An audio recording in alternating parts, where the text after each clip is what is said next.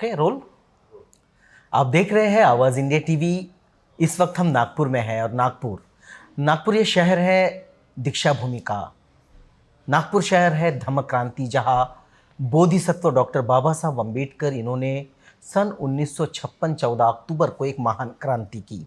ये दुनिया की महान क्रांति थी और इस क्रांति के बाद ये शहर सारी दुनिया के पटल पर चमका और ये देश फिर एक बार सुर्खियों में आया।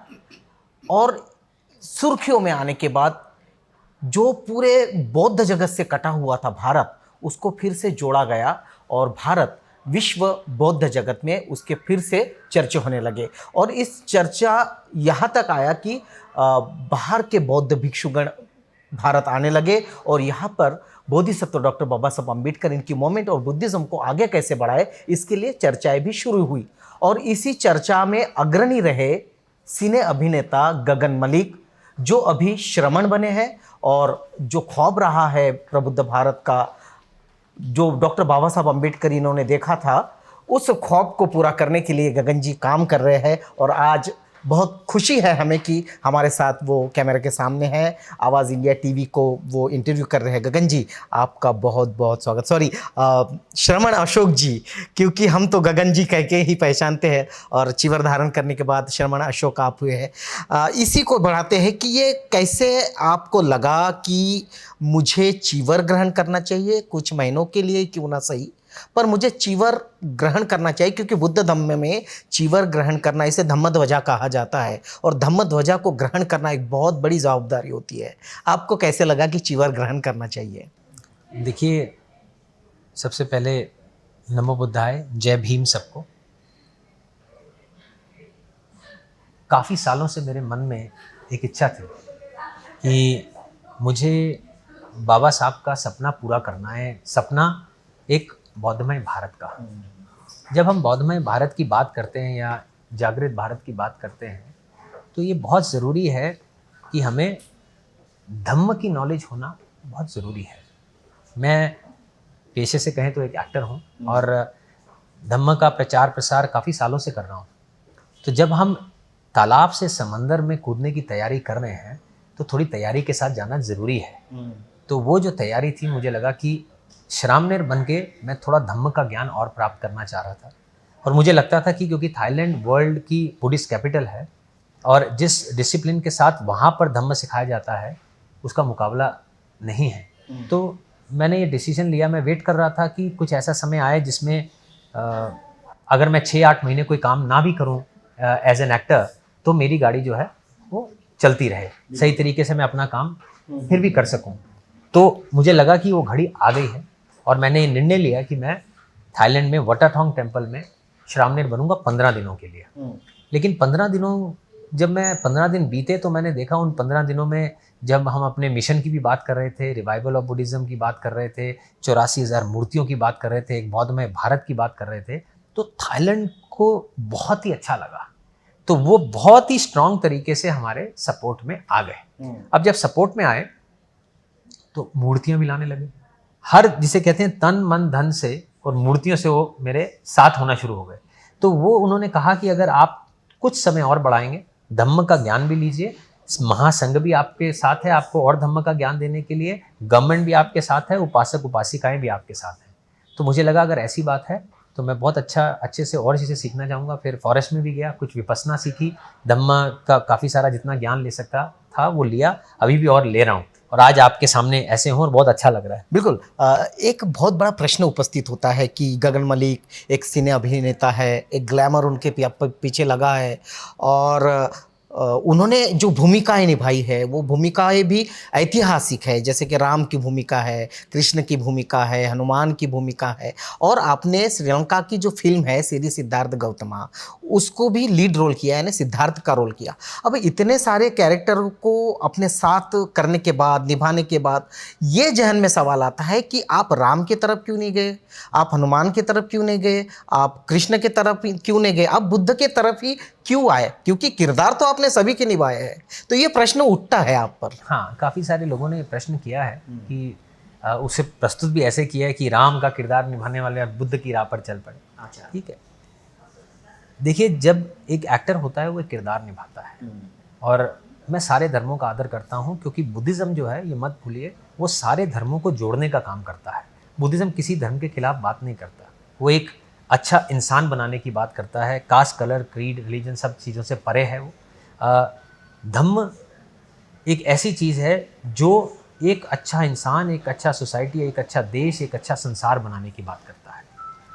अब किरदार कहें, जब राम का किरदार किया बहुत मन से किया, श्री सिद्धार्थ गौतम में सिद्धार्थ का किरदार किया, बुद्ध का किरदार किया, बड़े मन से किया। लेकिन जब मैं श्री सिद्धार्थ आपको बताना चाहता हूँ, श्री सिद्धार्थ गौतम फिल्म की शूटिंग मैंने रामायण से पहले की थी श्रीलंका में। जब ऐसा किरदार मैं निभाना चाह रहा था तो मैंने उसके बारे में पूरी स्टडी किया, कैरेक्टर के बारे में। जब मैंने स्टडी किया तो मैं हैरान रह गया कि भारत में इतना बड़ा धम्म का जो खजाना है वो आज तक लोगों के सामने लाया ही नहीं गया सही तरीके से। बहुत मैंने कभी पढ़ा ही नहीं, ना स्कूल में पढ़ा धम्म के बारे में, ना कहीं और पढ़ा। मुझे तो ये जानता था मैं कि बुद्ध एक शांति का प्रतीक है और अच्छे लगते हैं, बस इतनी बात जानता था। लेकिन जब पढ़ा, उनका धम्म पढ़ा, उनका जीवन शैली पढ़ी, तो मैं हैरान रह गया। और आपको सही बताऊं, फिल्म की शूटिंग तो करते करते बात अलग थी, पढ़ने के बाद ही मेरा दिमाग जो है उनकी तरफ इंक्लाइन होने लगा, इंस्पायर होने लगा। और मैं मन और दिमाग से बुद्धिस्ट तो बहुत पहले हो चुका था। लेकिन फिर मैंने जब प्रचार प्रसार किया कई देशों में, तो श्रीलंका में भी बहुत सारे लोगों का, संघ नायक जी का मानना था कि आप बुद्धिज़्म का प्रचार प्रसार कर रहे हैं, लेकिन आप तो खुद ही बुद्धिस्ट नहीं हैं, तो आप बुद्धिज़्म का कैसे प्रचार प्रसार कर रहे हैं जब आपसे लोग पूछते हैं। तो मैंने कहा बात तो सही है, तो चलो मैं एक ऑफिशियल बुद्धिस्ट भी बन जाता हूँ। तो मैं वहाँ, इसलिए मैं वहाँ बौद्ध हुआ श्रीलंका में। बौद्ध तो मैं मतलब जिस दिन मैंने वो पढ़ लिया था उसी दिन ही हो गया था।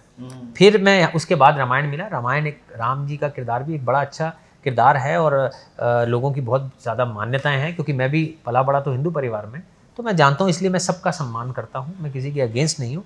लेकिन मैं इंस्पायर बुद्ध के धम्म से हूँ। मेरा पर्सनल मानना यही है कि निर्वाण की प्राप्ति जो है धम्म का आचरण करके ही होने वाली है। ट्रेडिशंस में अगर हम लगे रहेंगे, ठीक है, वो आपके जीवन के लिए ठीक है, आपने पाठ पूजा कर ली, चाहे वो किसी भी तरह की है, आप करें, आपको अच्छा लगेगा, आपकी स्पिरिचुअल ग्रोथ होगी, आप कुछ सुनेंगे, धम्म की बातें सुनेंगे या धर्म की बातें सुनेंगे। लेकिन अगर आप दुखों से दूर होना चाहते हैं, निर्वाण की प्राप्ति करना चाहते हैं, तो आपको बुद्ध के धम्म का ही पालन करना पड़ेगा। यही था जब मैंने उसे अच्छे से पढ़ा कि धम्म क्या बोलता है। धम्म बोलता है कि 4 नोबल ट्रुथ को समझो। दुख है, दुख का कारण है, दुख का निवारण है, और दुख का निवारण अष्टांग मार्ग है। बिल्कुल। एक सुगबुगाहट है, लोगों के मन में शंका है और प्रश्न है। गगन मलिक तो अभिनेता है और हो सकता है कि ये किरदार निभा रहे हैं, सही मायने में भिक्षु बने कि नहीं, ये मात्र एक किरदार निभा रहे हैं। तो लोग ये पूछते हैं कि या सही में ये अभिनेता श्रमण बना है या सिर्फ किरदार निभा रहा है या मन से ये श्रमण बना है। देखिए कि इंसान बोलता नहीं, उसके कर्म बोलते हैं। मैं आज भिक्षु बन के आ गया और मैं ये बोलूं कि भाई ऐसा करना है, ये करना है, वो करना है, आप उन पे जाइए ही मत। आज जो आप धम्म रैली देख रहे हैं, जो इतनी कड़ी धूप में बोध गया, कुशीनगर, सारनाथ, उसके बाद चैत्य भूमि से दीक्षा भूमि, औरंगाबाद, परभनी, आज नागपुर में हूँ, कल इंदौर, फिर दिल्ली, ये जो कड़ी मेहनत हो रही है, एक एक्टर के जीवन में उसका जो पूंजी है, वो उसकी शक्ल सूरत, उसके बाल, उसके आईब्रोस होते हैं, उस ब्यूटी से डिटैच होना, ये प्रमाण है। प्रत्यक्ष को प्रमाण नहीं चाहिए, ये तो मेरा पर्सनल प्रमाण है। दूसरा प्रमाण जो बहुत जल्द शुरू होगा, मूर्तियां बांटने का। जब घर घर में, विहारों पे मूर्तियां बांटी जाएंगी, लोगों में मूर्तियां बांटी जाएंगी, वो आज कोई नई नहीं बांटनी शुरू करूंगा। पास में हजारों मूर्तियां बांट दी गई हैं, ये कोई अभी नया नहीं है मैं शुरू करने वाला। तो जब प्रमाण सामने है, तो कहते हैं प्रत्यक्ष को प्रमाण की जरूरत नहीं है। अगर कई लोगों को ऐसा लगता है कि शायद गगन किरदार निभा रहा है, तो मेरे मन में उनके लिए भी करुणा है। मैं उनके कोई अगेंस्ट नहीं हूँ, वो बोल सकते हैं, उनके पास पूरा फ्रीडम है अपनी बात रखने का, तो वो रखें। मेरा फोकस ये है कि मैं अपना काम करता जाऊं। लोगों का क्या है, कुछ तो लोग कहेंगे, लोगों का काम है कहना, तो हम अपना काम करते जाएं, अपनी लाइन बढ़ाते जाएं, अपना धम्म का प्रचार प्रसार करते जाएं, लोगों के मुंह अपने आप। ये जो क्वेश्चन हम पूछ रहे हैं लोगों की तरफ से, ये जो शंकाएं है, इसका निराकरण हो और आपका मार्ग सुगम हो, इसीलिए ये प्रश्न आपसे पूछे जा रहे हैं। इसी कड़ी में एक प्रश्न और आता है कि जिस दौर में शिक्षा की ज़रूरत है, जिस दौर में हेल्थ की ज़रूरत है, जिस दौर में वुमन एम्पावरमेंट की ज़रूरत है, उस दौर में सिर्फ मूर्तियों को बांटना या मूर्तियाँ खड़े करना, इसी से बुद्धिज़्म आगे बढ़ेगा या फिर एजुकेशन से, हेल्थ से? मैं ना कोरिया के कुछ लोगों से मिला था, मुझे उनकी एक बात बड़ी पसंद आई। मैं उनको लेकर आया कि ये गरीब लोग हैं, इनको डोनेशन देने का, खाना देने का, ये सब कुछ करना है। तो उसने कहा ठीक है, हम दे देते हैं डोनेशन। 1 बार दे देंगे, 2 बार दे देंगे, 3 बार दे देंगे, 10 बार दे देंगे, उसके बाद फिर ये डोनेशन पे इनका जीवन बीतता रहेगा। आप वो कहते हैं सोचिए कि इनको काबिल कैसे बनाना है कि इनको कुछ मांगने की जरूरत ना पड़े। आज मैं जब बुद्ध की मूर्ति की बात करता हूं तो वो मेरे बौद्धमय भारत का पहला कदम है। मेरा काम बुद्ध की मूर्ति पहुंचाना नहीं है, मेरा काम है धम्म पहुंचाना। वो मेरा अगला स्टेप होगा। जब धम्म पहुंचेगा मूर्ति के बाद तो हर इंसान जो है वो सक्षम होगा, धम्म का आचरण करेगा। जब आप धम्म का आचरण करते हैं तो आप दिमाग से इतने सक्षम हो जाते हैं कि आप लाइफ में कोई भी चैलेंज बहुत आसानी से फेस कर पाते हैं। अब ये मत सोचिए कि मैं सिर्फ मूर्तियां पहुंचाना चाह रहा हूं, ये सभी को मालूम है। बुद्ध ने भी कहा था कि मेरी मूर्ति की पूजा मत करना, लेकिन आज जो करंट सिनेरियो है, मुझे पहले बुद्ध पहुंचाना है और फिर धम्म पहुंचेगा। जब बुद्ध भी आए थे, पहले बुद्ध ही आए थे, फिर धम्म आया था। तो अब हमारे पास अभी धम्म गायब है, बुद्ध गायब है। पहले बुद्ध तो लाऊं, उसके बाद धम्म आएगा। ये मेरा पहला पड़ाव है। तो आप ऐसा मत समझिए कि मेरा काम सिर्फ मूर्तियां बांटना है, मूर्तियों के बाद धम्म का काम चालू होगा। धम्म घर घर पहुंचेगा, खाली बुद्धिस्ट लोगों के पास ही नहीं, जो बुद्धिस्ट नहीं है उनके पास भी पहुंचेगा, क्योंकि बुद्ध का धम्म सबके लिए है।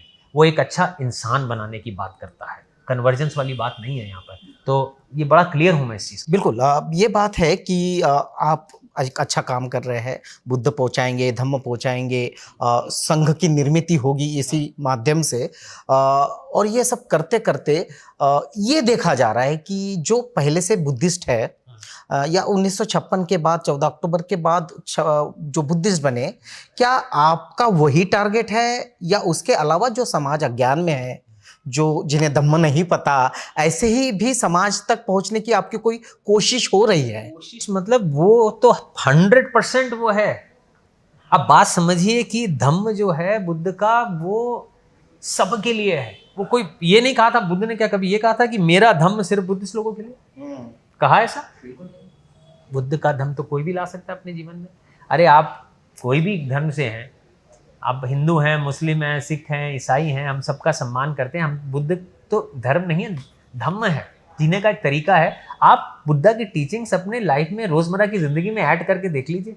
आप बेहतर हिंदू बनेंगे, बेहतर मुस्लिम बनेंगे, बेहतर क्रिश्चियन, बेहतर सिख बनेंगे, आप बेहतर इंसान बनेंगे। जो ओवरऑल धम्म का घर घर तक पहुंचाने का सिर्फ रीजन यही है, हम चाहते हैं कि एक नॉर्मल इंसान एक बेहतर, एक अच्छा इंसान बन सके।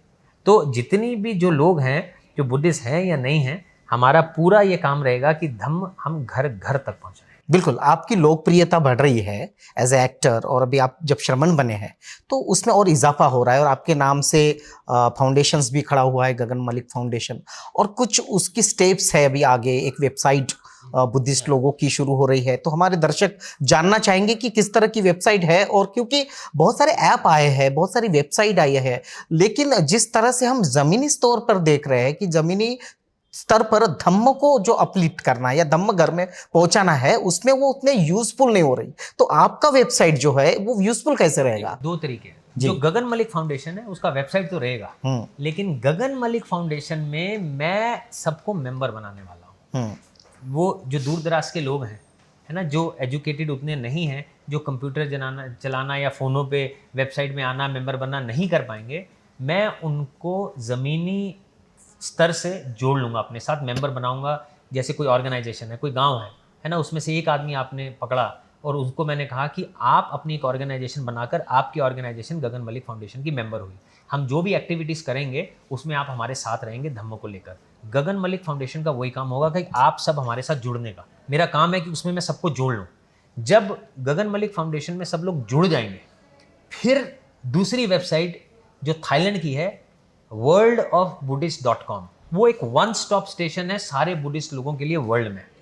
कि हमारे भारत के लोग, सपोज करो मेरे साथ आज लाखों लोग जुड़ गए गगन मलिक फाउंडेशन में, अब उन लाखों लोगों में से बहुत सारे लोग ये चाहते हैं कि हम श्रामनेर बने, कुछ लोग धम्म को और अच्छे से सीखना चाहते हैं, थाईलैंड जाना चाहते हैं, कोई मंदिरों को देखना चाहते हैं, मतलब बुद्धिस्ट विहारों को देखना चाहते हैं, या कुछ और पीएचडी करना चाहते हैं बुद्धिज़्म में, कोई मंक बनना चाहते हैं, फॉर एवर बनना चाहते हैं, ऐसे बहुत सारी चीज़ें वो करना चाहेंगे। गगन मलिक फाउंडेशन worldofbuddhist.com के थ्रू आपस में कनेक्शन करके उनको आपस में जोड़ेगी। सो गगन मलिक फाउंडेशन ज़मीनी स्तर पे हम आसान बनाएंगे लोगों का जुड़ना बहुत अच्छे तरीके से, और worldofbuddhist.com में उनको कैसे सेटअप करना है उसमें हम इंटेलिजेंट एजुकेटेड लोग बिठाएंगे, ताकि हम आसानी से जो ज़मीनी स्तर का आदमी है, वो जो बात कहना चाहता है, उसकी हम जो इच्छा है वो पूरी कर सकें। तो दोनों का बड़ा स्ट्रॉन्ग कॉम्बिनेशन करने वाले हैं। आप देखेंगे गगन मलिक फाउंडेशन की वेबसाइट भी शुरू हो चुकी है, लेकिन वो तब्दीली आप डालेंगे गगन मलिक फाउंडेशन दिखेगा। worldofbuddhist.com जो है 20 अप्रैल को थाईलैंड में लॉन्च होगा। बिल्कुल। तो दरवाजे खोल रहा हूँ। दरवाजे किस चीज़ के? दरवाजे खोल रहा हूँ कल्चरल एक्सचेंज के, दरवाजे खोल रहा हूँ धम्म सीखने के, आदान प्रदान के दरवाजे खोल रहा हूँ। आज थाईलैंड तन मन धन से हमारे साथ है, कल पूरा वर्ल्ड हमारे साथ होगा।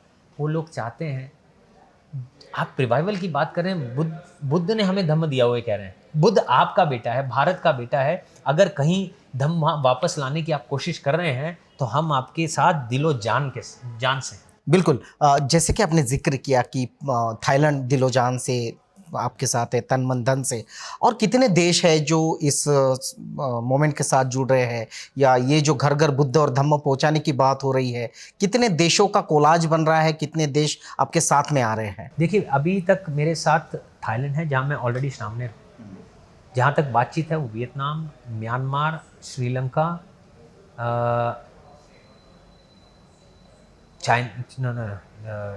Myanmar, Sri Lanka, Thailand, Vietnam, Korea,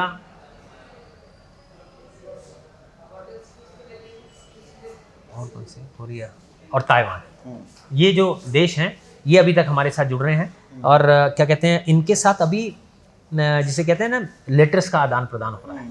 मैं अभी थाईलैंड में हूँ, अब वियतनाम ने मुझे बुलाया है, अप्रैल एंड में बुलाया गया है मुझे कि आप एक बार आइए, हम आपसे डिस्कस करना चाहते हैं।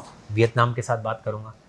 म्यांमार में ऑलरेडी 1,500 मूर्तियाँ इंतज़ार कर रही हैं, वो मुझे क्योंकि वहाँ सिचुएशन ठीक नहीं है तो मैं वेट कर रहा हूँ, वो म्यांमार भी बुला रहा है। तो जैसे पहले वियतनाम जाऊँगा, म्यांमार जाऊँगा, जैसे मैं भारत के अंदर धम्म रैली कर रहा हूँ, एक इंटरनेशनल धम्म रैली भी मैं कर लूँगा, जिससे सारे देश हमारे बैकअप में आ जाए।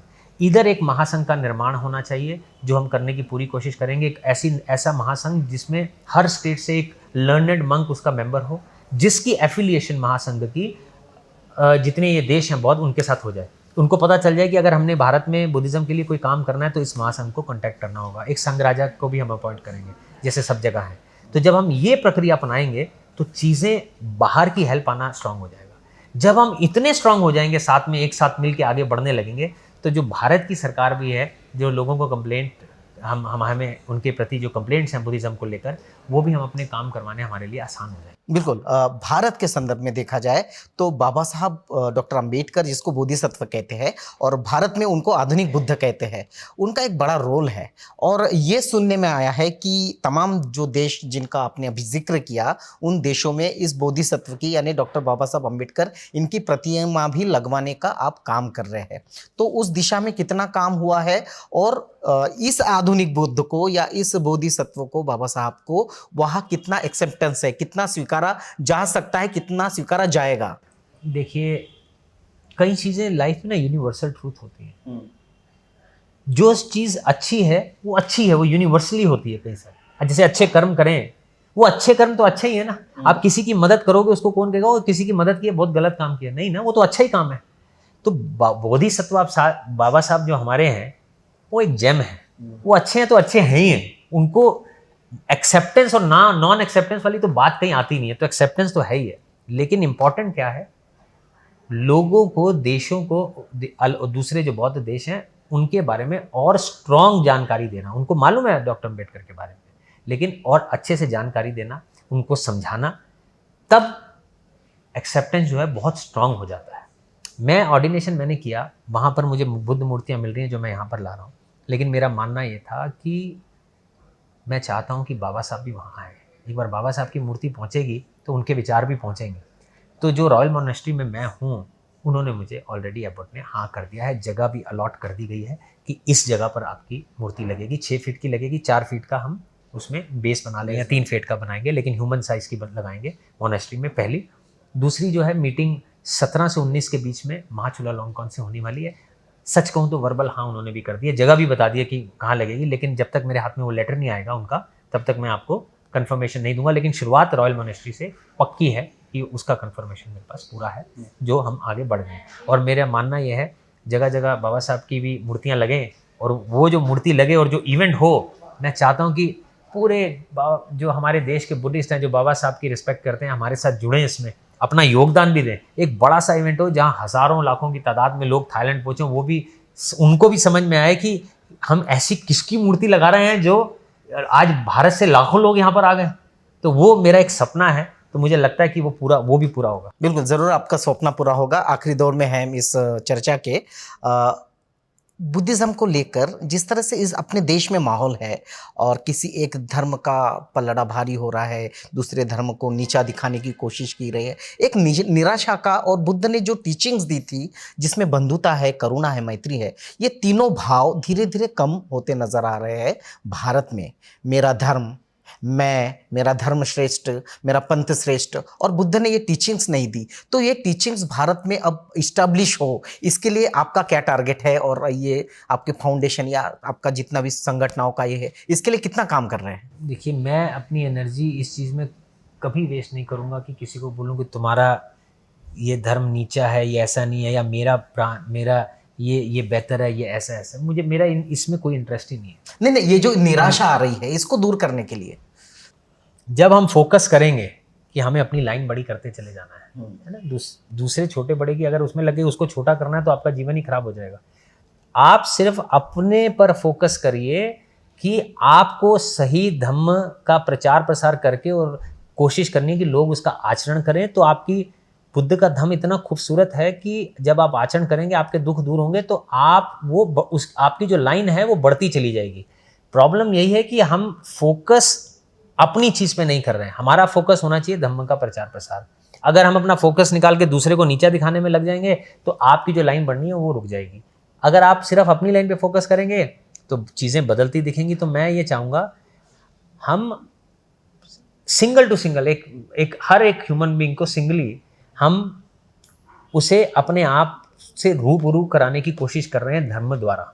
अगर वो अपने आप को जानना शुरू कर देगा, उसे सत्य की समझ में आ जाएगी, तो वो हमारी जीत है। और जब उसके दुख दूर होने लगेंगे, सफरिंग कम होगी धम्म का पालन करके, तो वो लोग जुड़ते चले जाएंगे, हमारी लाइन ऑटोमेटिकली बड़ी होती चली जाएगी। हमारा फोकस बड़ा स्ट्रांग है, हमें बाकी सारी चीज़ों से कोई लेना देना। बिल्कुल, ये फोकस बहुत स्ट्रांग है, और अपनी लाइन को बड़ा करना है। पर पर्सन को, हर व्यक्ति को धम्म क्या है, जो 4 आर्य सत्य है वो बताकर निर्वाण का मार्ग क्या है, ये बताने की कोशिश गगन मलिक, श्रमण अशोक कर रहे हैं। श्रमण अशोक, आपने वक्त दिया, जानकारी दी, फाउंडेशन की जानकारी दी, तमाम आपके जो स्टेप्स है आगे बुद्धिज़्म को लेके उसकी जानकारी दी। आपका बहुत बहुत शुक्रिया। आपका भी बहुत बहुत शुक्रिया कि आवाज़ टीवी आप सब लोग देखते रहें। बहुत सच्ची खबरें और बहुत अच्छी खबरें सबके सामने, स्पेशली बुद्धिज़्म से रिलेटेड लेकर आते हैं प्रीतम जी।